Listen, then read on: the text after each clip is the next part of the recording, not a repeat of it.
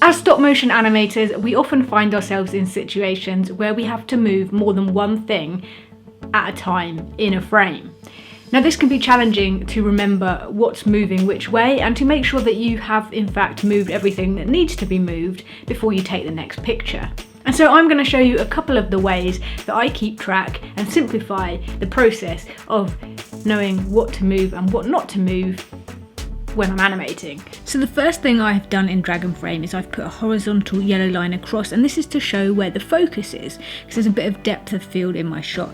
And because I'm adding in the googly eyes, I just wanted to make sure that I'm extra careful with the ones on the line of focus to make sure that you don't see any of the white tack that I'm using to tip the edges of the eyeballs up. Now on to my first tip for how to keep track of what's moving. Open up the drawing windows layer in Dragonframe, and I'm using the circle tool. I've gone for a nice bright red and I've gone for the second thickness of the line. And what I'm doing is after each googly eye bounces in, it becomes still. So I'm putting red circles around the eyes that have stopped moving, so I know that I don't need to check those frame by frame.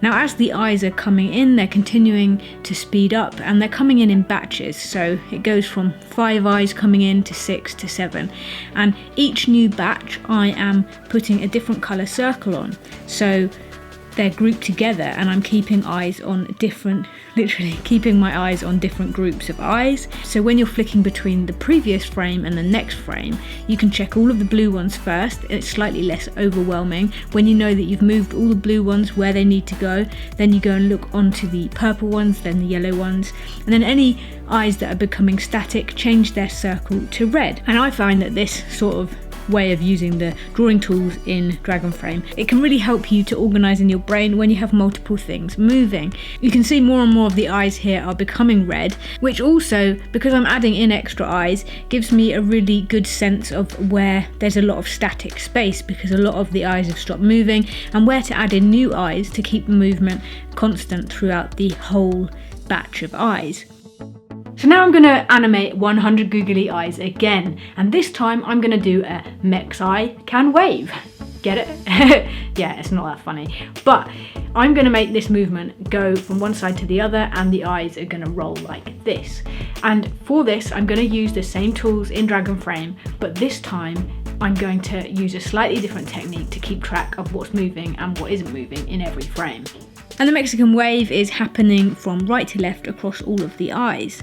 Now, for this animation, I'm using a slightly different tool in Dragonframe to help me keep a check on what's moving. I'm in the drawing window again, but this time I'm using the jointed line tool.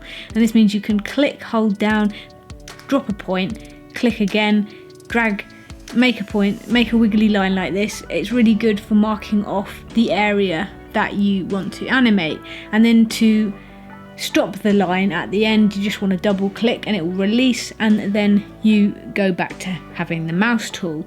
I was using the guides here to break the eyes into strips, and when the eyes became static I was then removing the lines so I knew that they were complete and I didn't have to worry about moving them again. It gave me a good idea of the progress of the animation, so all those ones beyond the yellow now are static. I'm not going to be moving them anymore.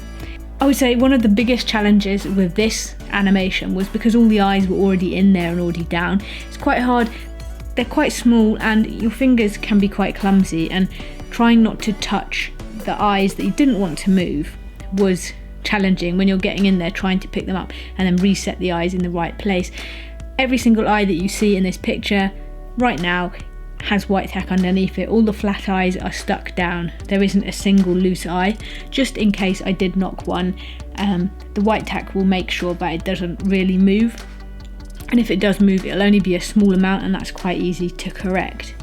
These animations with these eyes were quite short. The two animations together were probably only about 50 or 60 pictures, but that was 5 hours of animation time. It took an insanely long amount of time. I really weirdly enjoy moving lots of things at once. I think I'm a little bit crazy.